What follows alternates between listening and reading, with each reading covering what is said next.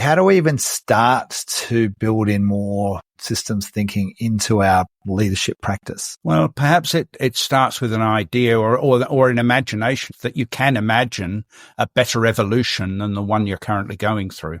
Because if you can't imagine that, it's sort of like Einstein with the theory of relativity. He said he could never have come up with that if he hadn't first been able to imagine himself riding a light beam.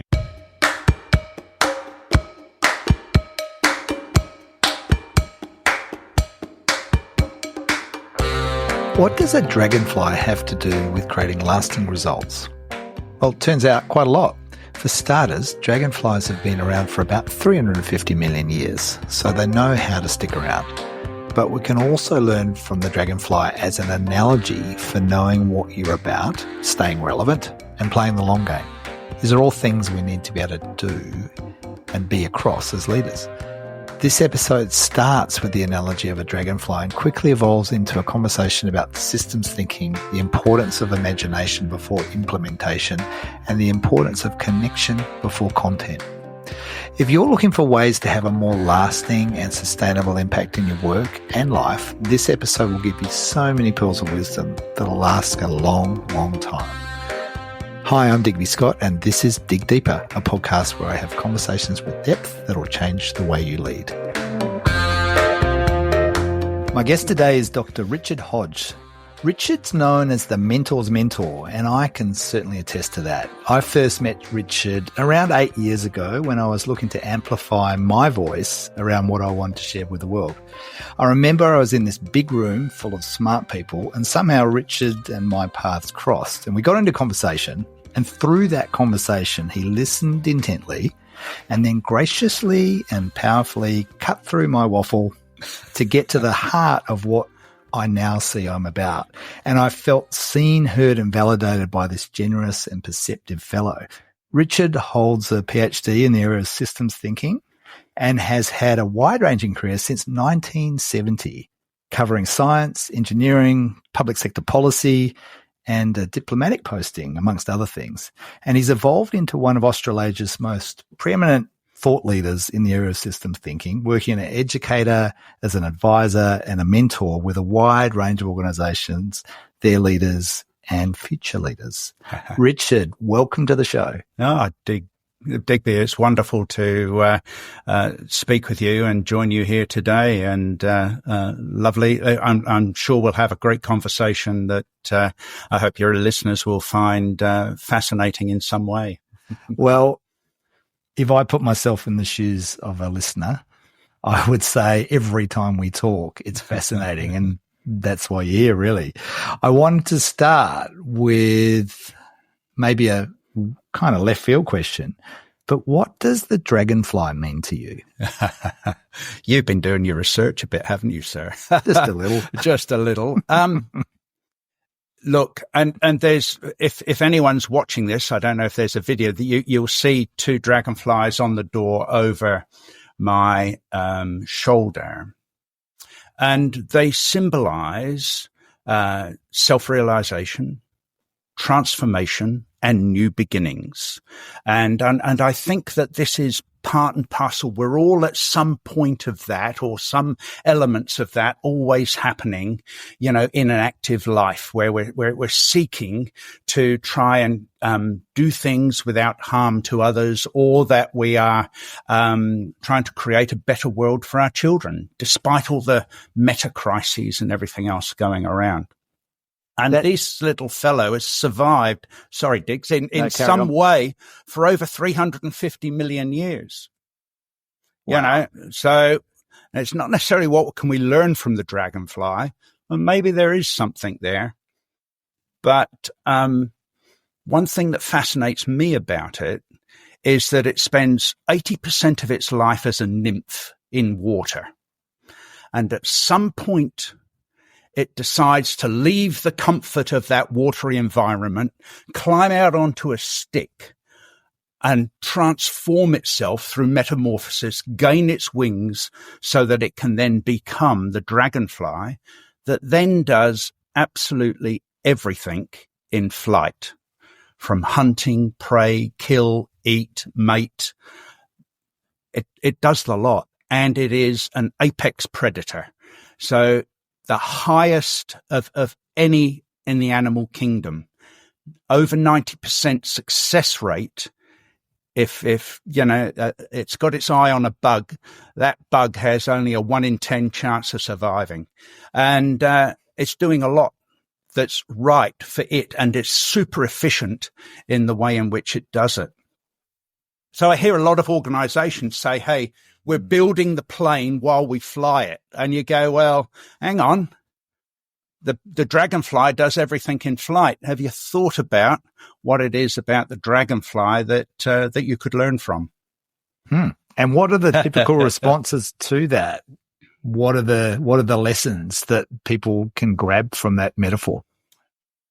Well, first I would draw from the indigenous people and the whole idea of a totem. And that they are either given a totem or they assume a totem in life, whether or not that's dragonfly, kangaroo, an emu, the platypus, whatever. And then it becomes their responsibility to make sure that everything is done to support the life of their totem. Right. Mm-hmm. So always taking care to ensure that no harm comes to the totem in the way in which they think and act and live their life. And I think that there's something really useful for us to draw from the indigenous worlds. And this isn't, whilst I refer to the Australian context, there's, it happens in many indigenous peoples around the world that they accept these totems because the responsibility is beyond themselves. And I think that is, it's a leadership role given at birth. And I love that idea. And I came upon the Dragonfly quite accidentally through some modeling I did. And circles, and you and I have done that sort plenty of modeling, that sort of modeling.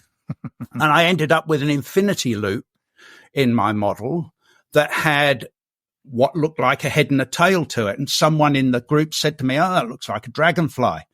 And then the more I found out about the dragonfly, I thought, you're right. And so this notion of the dragonfly as a totem and what we can learn from it, then transformed itself to being an anchor for the way in which we can connect things in our thinking. Yeah, and that's a massive thing for you, obviously, with a PhD around systems thinking, right? It's about the connectedness. Before we start recording, you mentioned parts of the dragonfly, the body, and I was really struck by the lessons or the ways of thinking about us and our journey and how we lead. Can you just share that again? Because I'm really interested in that idea. Well, I'll start with there's the old quote: "If you stand for nothing, you'll fall for anything." And the idea then of there being 3 body parts on a dragonfly, and the head is where it is, and there's been nature articles of how it can model its flight to actually attack and achieve the success rates that it does. So the dragonfly has already got that bit sorted in terms of being able to know what it values and then be successful in getting it. So the head for me is, in the way in which I interpret it into my modeling, is about value. We've got to know how we conceive value, how we contribute value, and how we count value. Because if you're not counting value, if when you're counting value, you're only counting dollars, then anything you say about the other two really is pretty meaningless. Yeah. So that's the first bit. The body part is then, which is where the wings or the abdomen, where the wings attach, really then is about relevance. So there's a whole lot of noise in the world. But if you know what you value, then it's much easier. You've got a yardstick to determine relevance. And you know the value you're going to contribute. You know the value you conceive in terms of the behavior of people. So therefore you can see whether or not the person or the idea is relevant to the value you want to contribute. So relevance is really crucial. That makes a lot of sense. It's almost like the value is the abstract, but then it applied to a problem, a person. That's where relevance kicks in. Makes sense. Absolutely. And then the long tail or the thorax of the dragonfly is, and I love the fact that it's long, because the consequences of our actions have a very long tail as well. Each of us matter a hell of a lot more than we think. We have greater impact than we give ourselves credit for. And that's typical of, things in life. If you get into complexity science, you learn early on that small changes in the initial conditions have a large impact years out. Oh, I think that point in particular is so critical. I remember actually it was one evening, I think you were there, it was back in Melbourne. Yeah. Probably 5 or 6 years ago. And it was a Friday night, and we'd come out of the building that we'd been in all day, and we're on the street, it's Collins Street or something like that. Uh-huh. And this woman comes up to me and she said, "Digby Scott, hello." I'm like, "Hello." And she said, "You won't remember me." I'm like, "Nope." She goes, 25 years ago, you were my audit training instructor in Canberra. Wow. At the Arthur Anderson 2-week residential training course for auditors. And, right. And that course and your training had this massive impact on me. Now she's a partner of some accounting firm, something like that. Isn't that fabulous? And I remember that was a pivotal moment for me in my career when, I'd been an auditor working with Andersons for 3 years or something. And this is the first time I'd ever trained anyone. Yeah. And I remember lighting up at being in a room helping other people learn, which is kind of what I still do today, all those years later. Right on. And there's the long tail.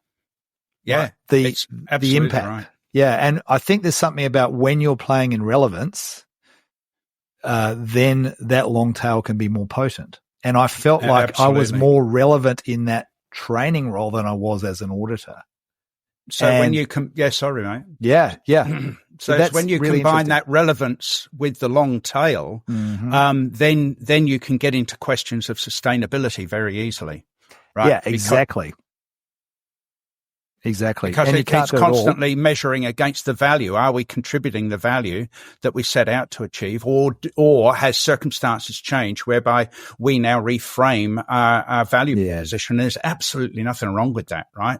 Yeah. As context change, our value set changes. Absolutely. And it's just that lovely dynamic.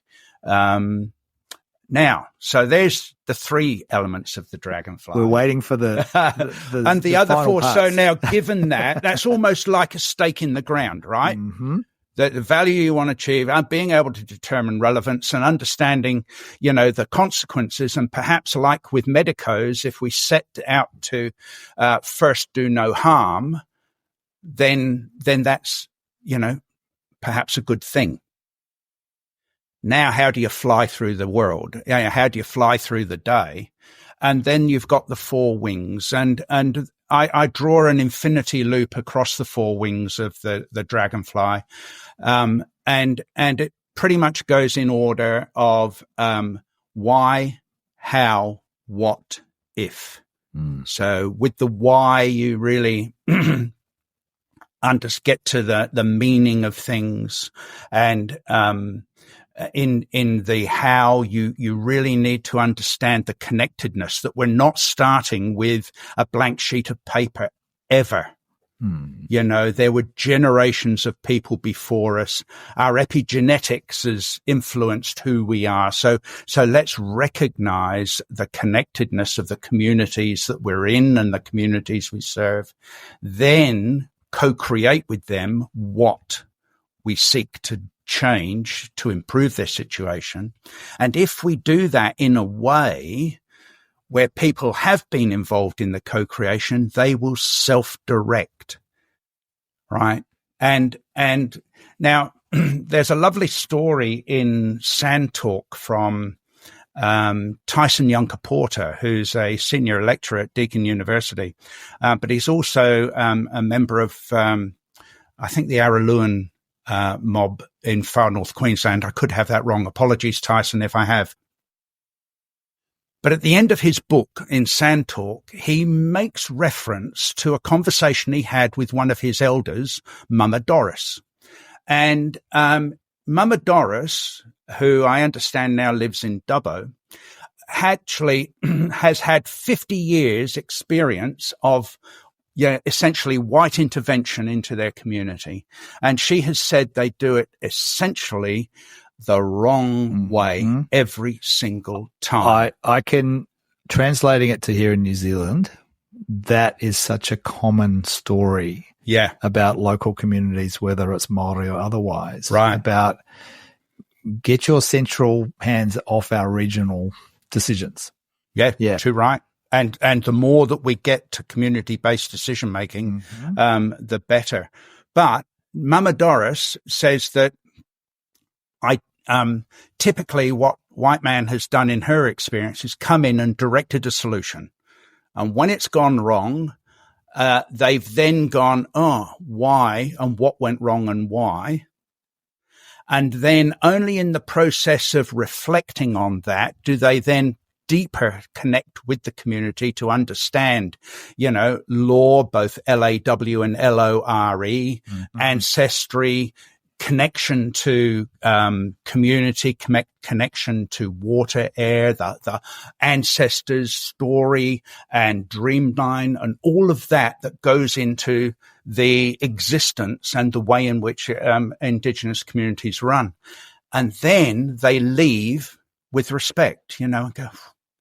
Now, so she has 4 words, and if only they do it in reverse order: come in with respect, connect with community, then with community reflect on what needs to be done and what we can do together. And then if we all agree on that, then we can participate and actually drive the change that's needed. So Mama Doris's 4 words were respect, connect, reflect, and then direct action. Well, but 50 years they've gone in precisely the wrong order of directing and then reflecting, connecting, and leaving with respect. There's a saying over here which is mihi before mahi over here, meaning New Zealand. Ah, yes. And that means it's essentially connect first and then get into the work. You could say it's connection before content, right? Is another way in the kind of the training. Right on. I might say as well. It's the same idea. And it's interesting, isn't it? These ideas that transcend specific cultures. Yeah. But it's the experience that is the human condition. Yes. That requires this to work. It's fascinating. Yeah. Can I wanted to before I leave that story, go. Can I just finish with Tyson's 4 words that he prefers to Mama Doris's? And whereas Mama Doris was respect, connect, reflect, and direct, his are spirit, heart, head, and hands. And I love that. Yeah. And in that order, right? And in that order. Yeah.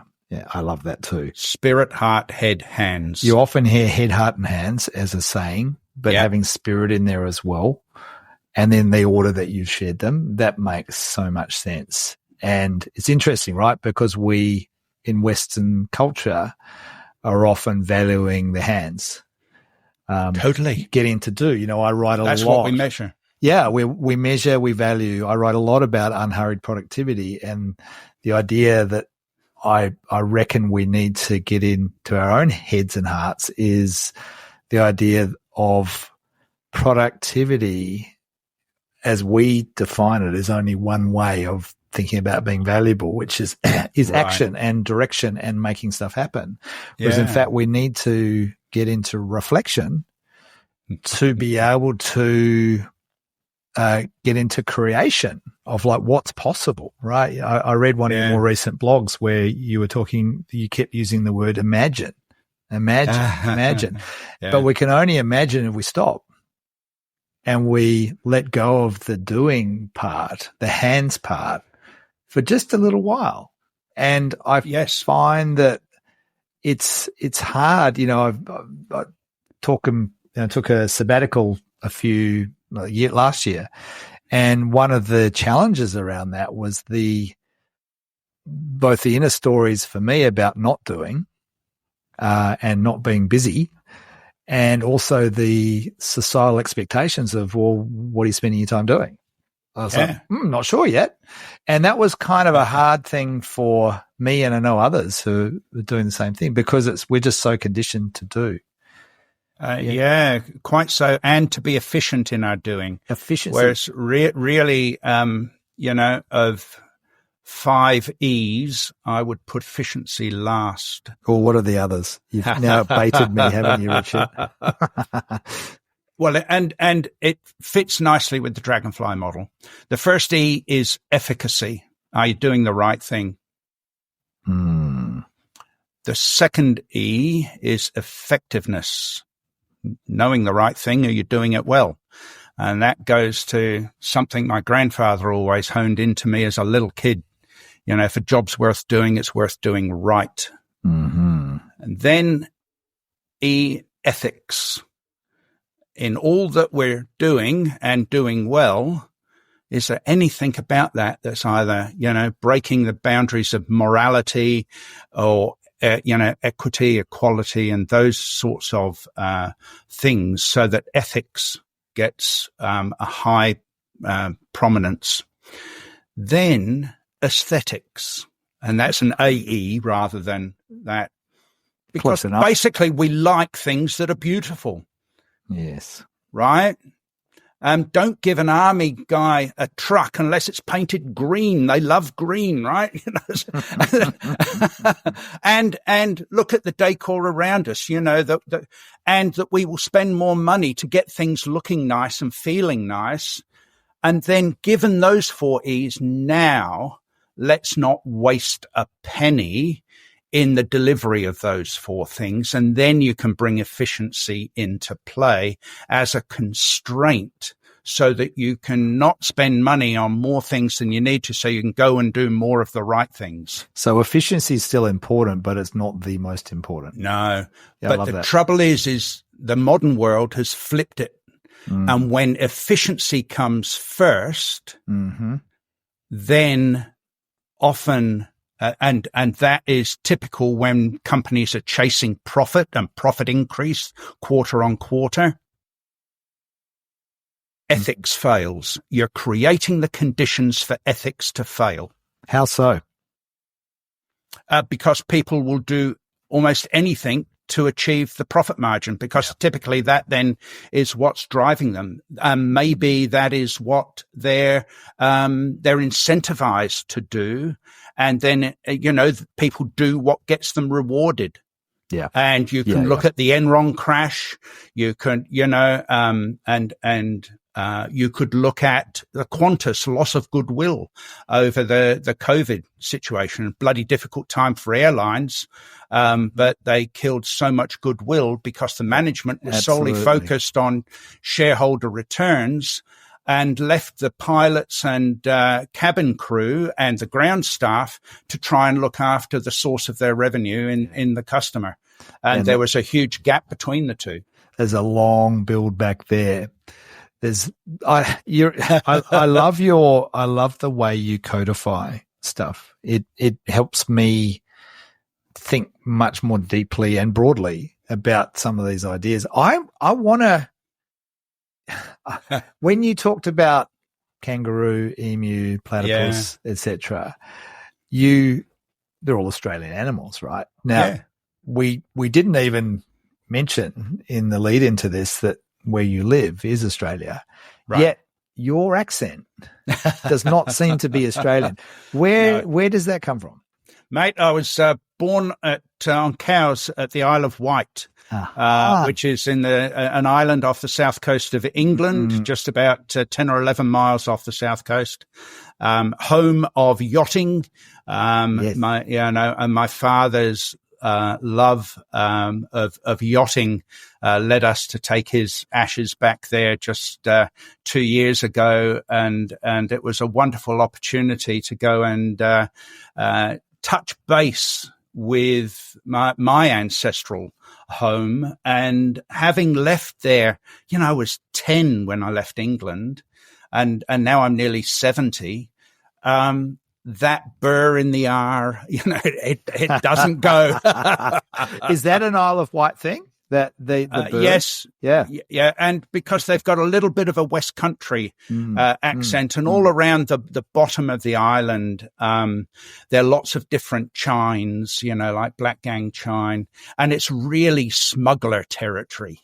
What's the chine? What is a chine? A chine is a like a large cliff that'll have then an inlet, right, with a little sandy bay where boats could go and pull up, and then they would have to lug their they'd lug their booty up the cliff and what have you, so they could be really quite well hidden depending on which chine they were in. So you've got pirate heritage. Is that what you're saying?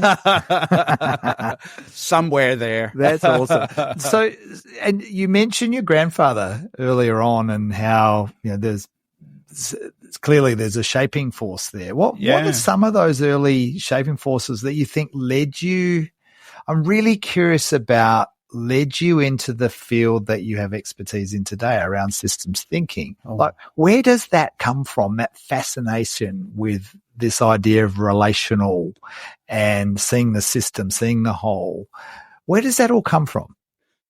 Oh, look, my grandfather was a great mentor. It's my maternal grandfather. He was, he talked a lot, of his early days in the aircraft industry. He'd grown up in Sunderland in the far north of England. Oh, wow. But come the Great Depression, lost his job. And Sunderland at the time was the biggest shipbuilding town in the world. And then Korea took over. But he wandered England and found himself down on the Isle of Wight in the very nascent aircraft industry in 1932. And of course, he was plating, and of course, an aircraft today are still riveted together, right? So that it gives a movement in. But the thing is, they didn't really understand fully the theory of flight, and yet they were building these things to actually fly. So it was build a bit, test a bit, build a bit, test a bit more. Not quite building while you're flying it, but no, but building, hoping it will fly. And frequently, like through World War II, engineers that have made modifications, they took the test flight with the pilot, right? And therefore, that's skin in the game. Skin in the game. But also, my grandfather, whilst he was a foreman in the plating shop, would regularly talk about conversations with the general manager of the whole business. So the general manager of the whole business would come in and constantly have conversations about from different parts. And yes, but if you're doing that, have you talked to the next people down the line or the people that you're coming from? Are there demands that you need to make on them to make sure that you can do your job right? Because we don't know what will fail, and it's only how we all come together with an understanding of this thing called flight that we and of course that was inherent in my grandfather's teachings, and And then he had a shed. He was retired by the time we came out to Australia, and just gave us freedom to build things. And we would build billy carts out of anything. But then it had to pass grandfather's test as to whether or not, we had constructed it, and had we thought about how these different elements of this simple system were going to hold up if we were going to put our bodies on it and fly down a hill with no brakes. Wow. Yeah. Again, skin in the game. Get in that cart and show us, right? Right on. That was super. That's amazing. I love the story that's come from not just one generation back, but two. And that it was passed on to you through experience yourself. And it makes me think, Richard, that systems thinking I don't see enacted very often or very consistently in organizations around us today. What's going on? What are we missing? Well, I asked my brother that. Now, my brother's 13 months younger than me, so he and I were in the same sort of upbringing with our grandfather. Dave was and is dyslexic. And if you were a dyslexic kid in 1960, the education system more or less said, no, you're a dumbass, pardon my French, and he was pushed aside. So at 15, he went jackarooing and what have you. So again, and jackarooing in Australia really is a hand on he was at Rawlinna, which is Australia's largest sheep station of well over 1 million acres. And he was just left out, to go fencing and do almost anything, a jack of all trades. That's what a jackaroo is. That's a jackaroo, a jack of all trades, and you've got what resources you've got available if you're in the middle of the Western Australian deserts. And so anyway, years later, Dave's done 26 years at Australia's wool processing factory, and he became known there as the professor. And you'll know within our thought leaders community, sometimes they give me that moniker as well. Mm-hmm. And I reflected to Dave, I said, so what's going on? And Dave could think about anything to do with that wool processing factory. And he said, well, it started with the managing director, and he was the founder and owner of that wool processing factory in Adelaide, just having a simple measure that all he wanted was $1 profit from every kilo of wool processed. And then he left it to his people to manage the whole system, from receipt of the wool to it going out to and being sometimes flown out to places like Benetton in Italy. And Dave therefore knew exactly the constraints of the whole system.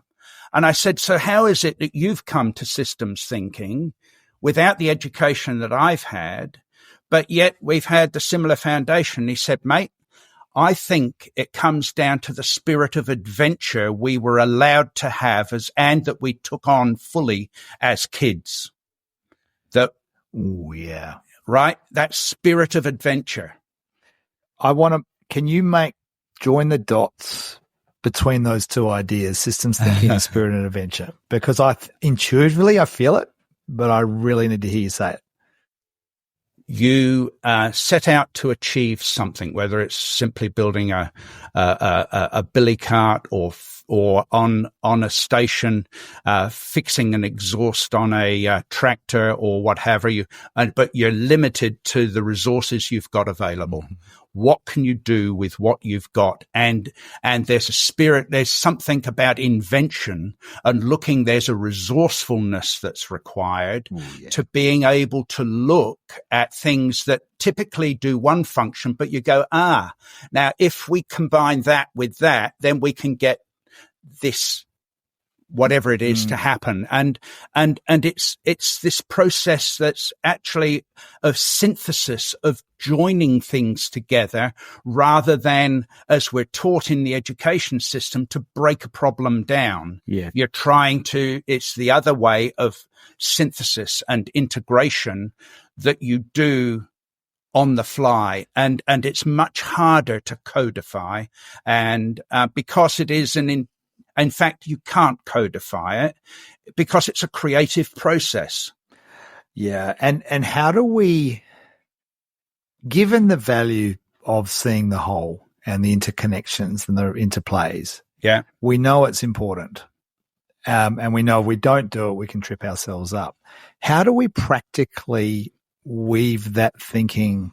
I don't know, say I'm a manager or a leader of some function in some organization, and I'm feeling siloed, and I'm feeling like I want to join more across, and I want to join up the dots, and I want my people to do that, but I can't. There's an inertia. How do we even start to build in more systems thinking into our leadership practice? Well, perhaps it starts with an idea or an imagination, if you go back to the last post, that you can imagine a better evolution than the one you're currently going through. Because if you can't imagine that, it's sort of like Einstein with the theory of relativity. He said he could never have come up with that if he hadn't first been able to imagine himself riding a light beam. Oh, there you go. So it's imagination. So there's some sense of imagination. You've got to be able to feel it. And then you go, now, how do I make that real? Rather than here is the world as it is. How do I manage this existing world, right? No, you're going to something new. And then you're trying to bring the world to that new. I often talk about possibility thinking versus problem solving.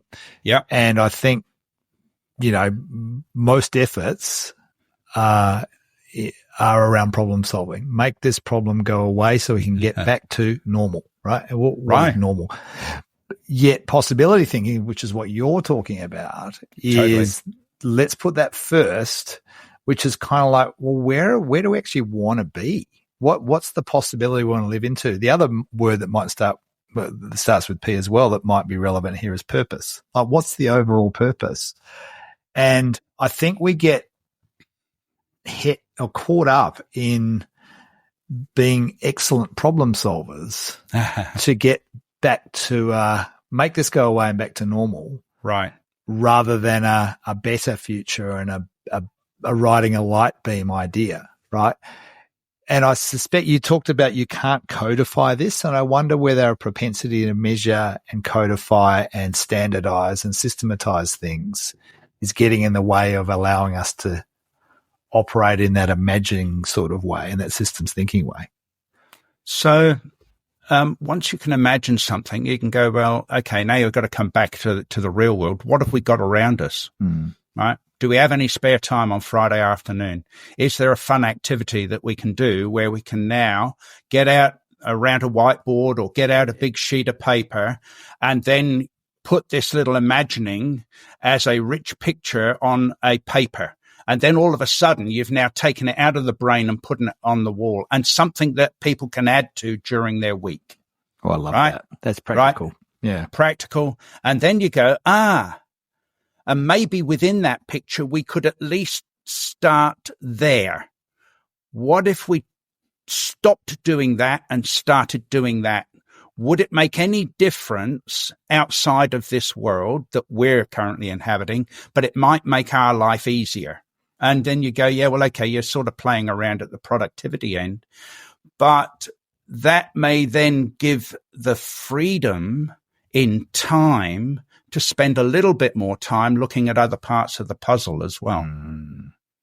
Love that. I love that it doesn't have to be a complete pivot away from, but more of a find a space to play. Change never happens that way. You see, too often transformation is talked about, as this thing over there, and we've just somehow got to, and that's why a lot of mergers actually, are very difficult to succeed, because they have this, on this day, we're no longer that bank, we're something else, and so on. Yeah, it's the Gantt chart, right?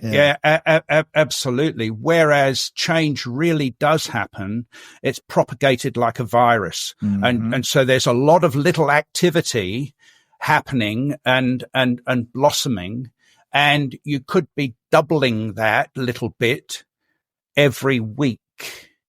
Yes.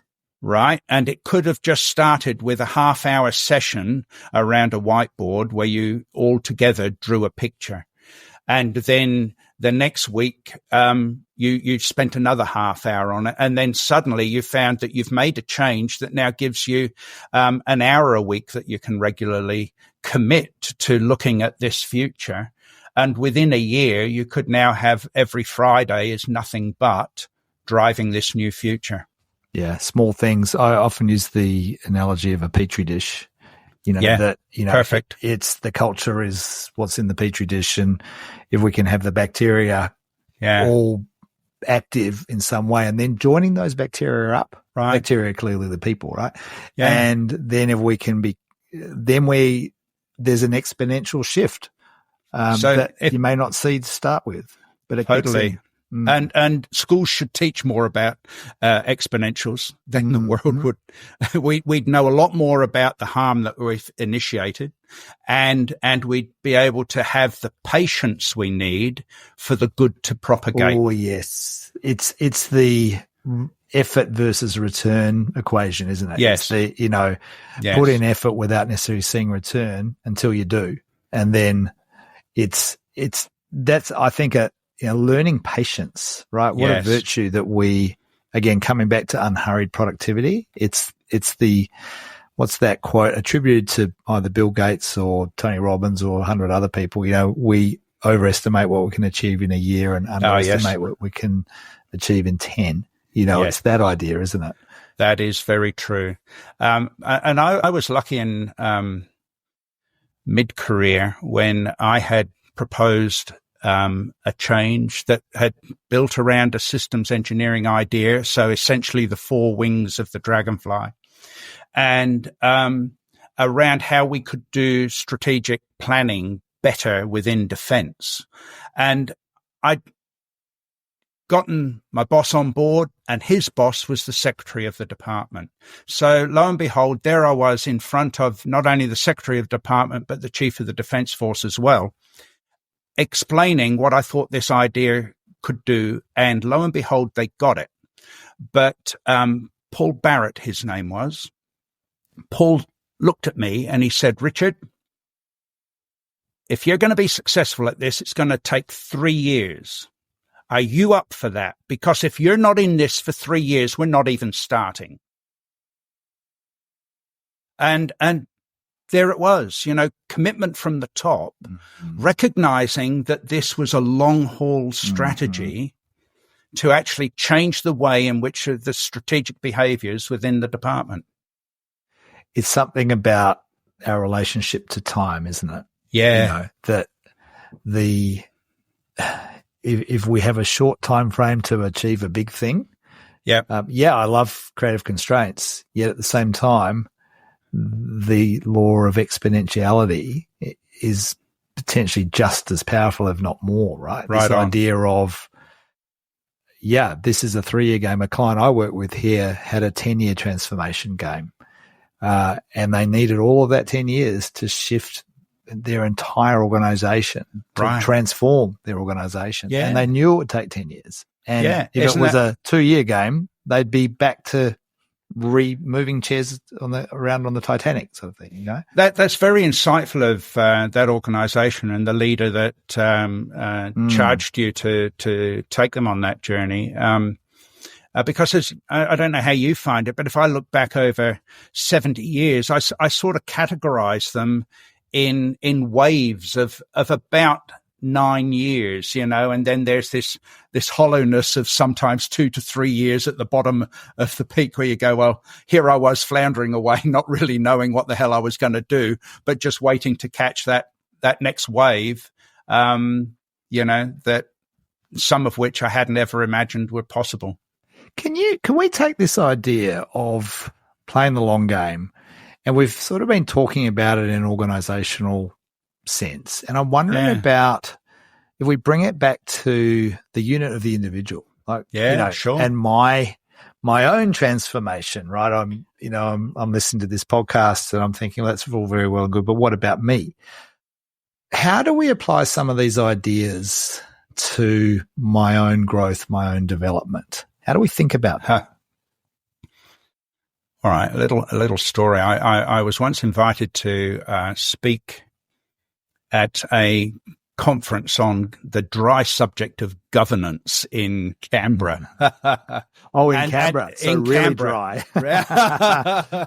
Well, it had heads of a couple of the smaller agencies talking about it as well. But in my bio, I had said I was a systems thinker. And as the MC introduced me, they said, well, he says he's a systems thinker, and I have absolutely no idea what a systems thinker is. So my planned introduction to my talk went out the window as I then explained what a systems thinker was, and it was this way. And I said I got my first systems thinking lesson that I didn't realize at the time from a 17-year-old girl. And I was sitting on the lawn. I had fallen head over heels in love with her. And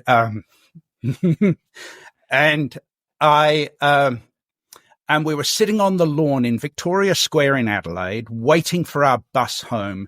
And we got on talking about life ahead and whether we would like children and so on and so forth.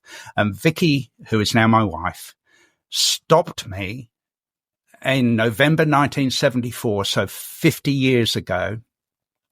She stopped me and she said, Richard, if ever you are thinking of asking me to marry you, know this, that I want a loving relationship and a loyal relationship that lasts for life, and that I want our children to know and see and feel our loving relationship so that they too could also have that.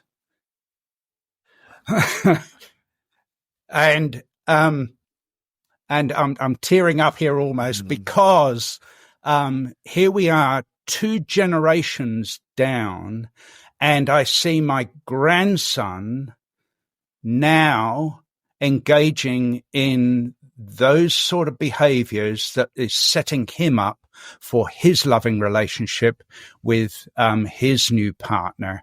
And both of our daughters met and married their loves, and the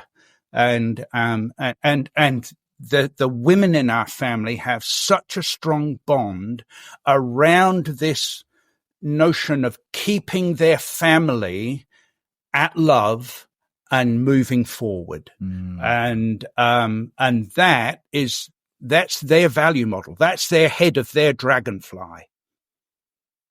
I was going to say, that's the Dragonfly right there in that story. Right there. It's beautiful. The long tail of the Dragonfly, multi-generational, which says to me, if we come back to that question, how do I apply this?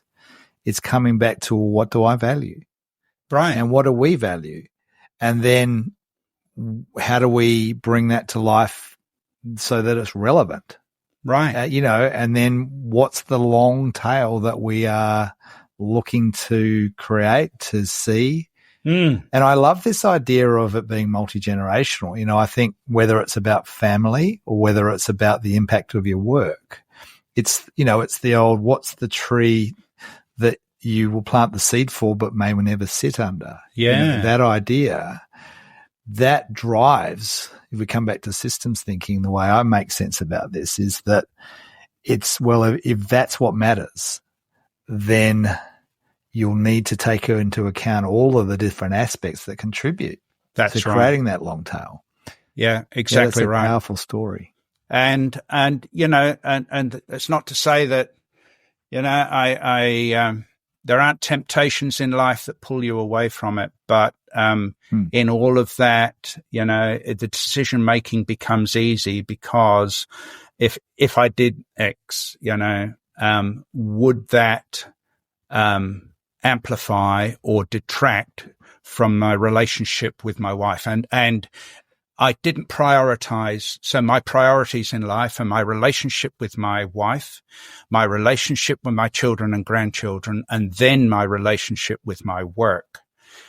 And if you're in that top two, then if my phone goes off and it's one of them, then I'll be saying, sorry, Diggs, just a moment. I need to see if this is urgent. And, but that's the way in which I've led my life constantly. And I have told my leaders, my, CEOs that I've worked for, that's it. You're number 3. Sorry.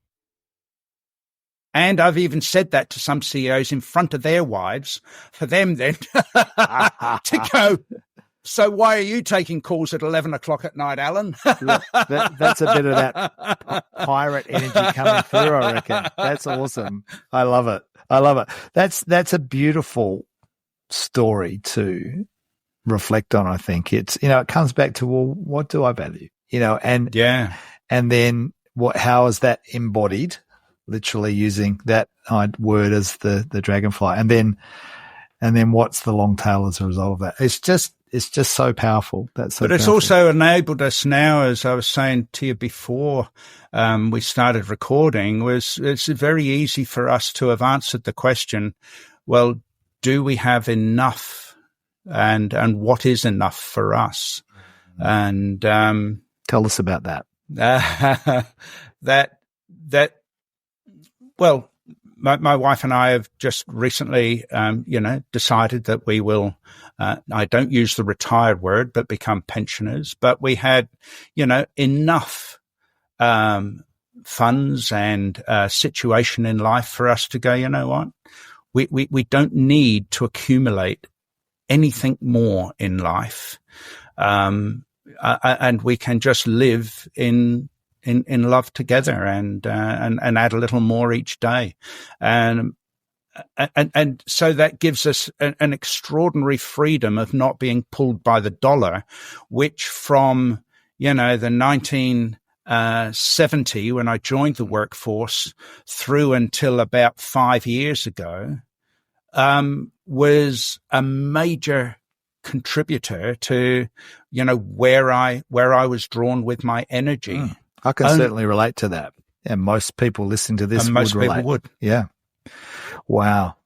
But that's because we have lost the framing of how much is enough. But you can't really answer that question until you're clear on what you value in life, how you conceive it, how you contribute it, and how you count it.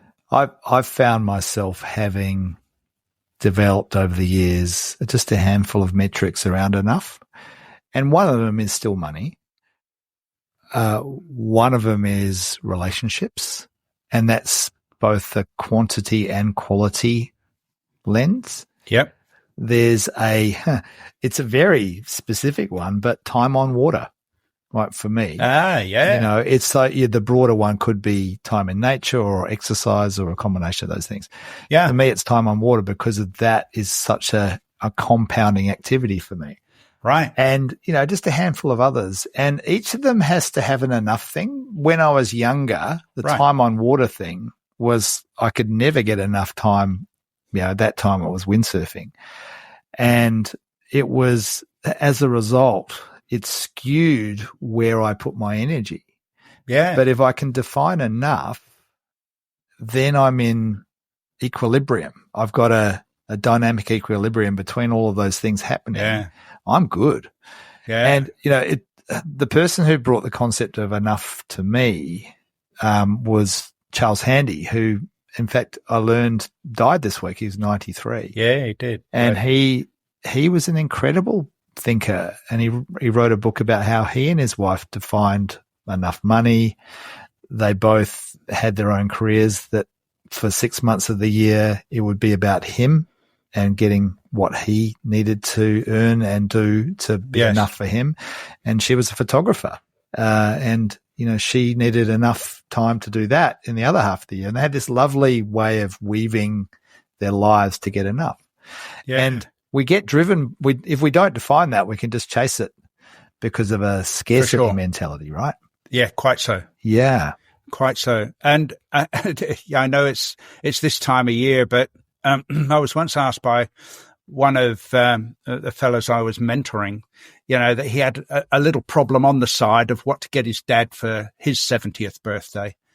And I said, well, my bet is that he would love just having lunch with you. So why don't you, for his birthday, jump on a plane to Perth and take him to lunch or something like that, time with your parent. And if that can work for you, it would work 100 times more for him.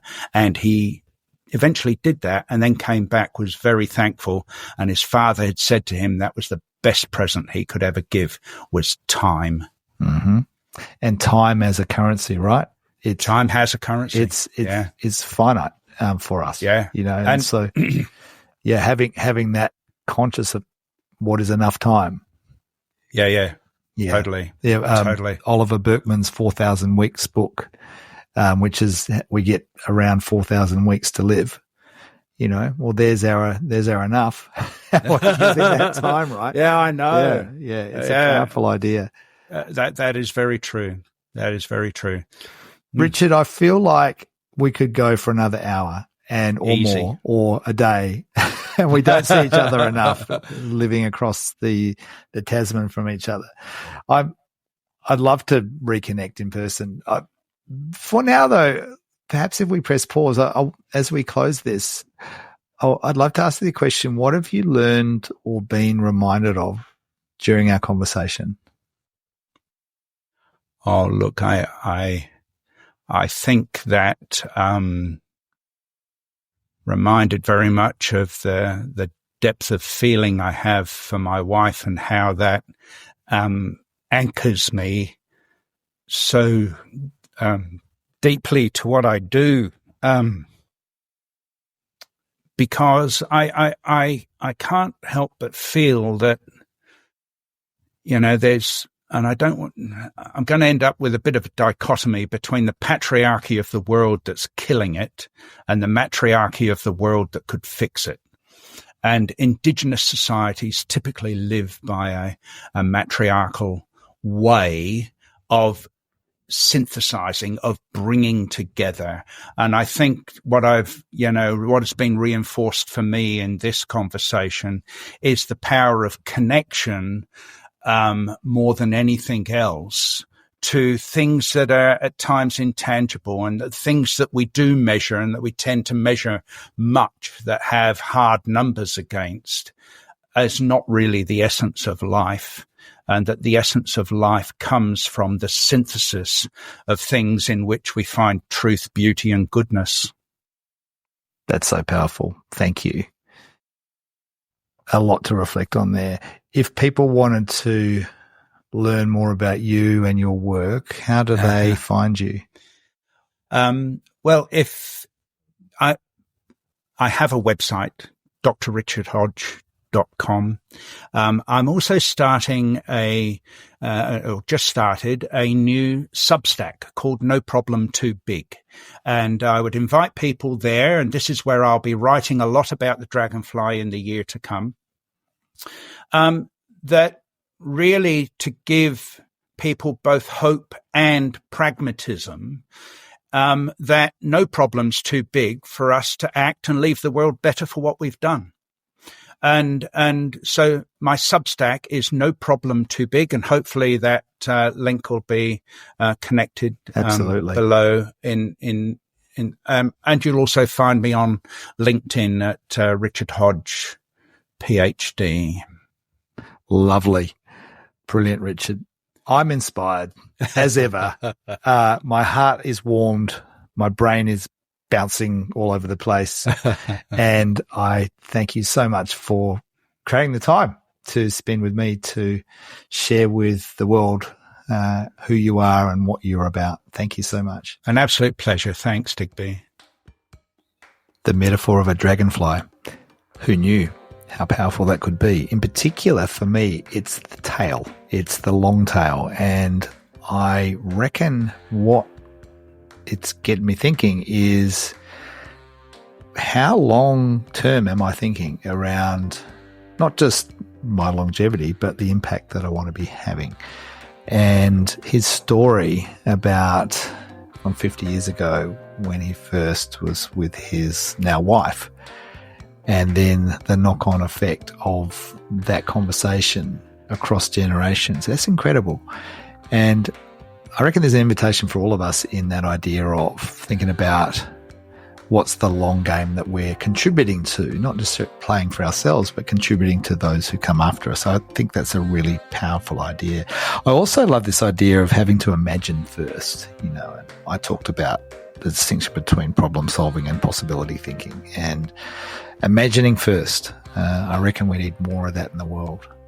A couple of things that I'm thinking about. What's it got you thinking? I hope there's a lot that is going on in your mind as a result, at least one thing. And whatever that one thing is, what about if you shared that?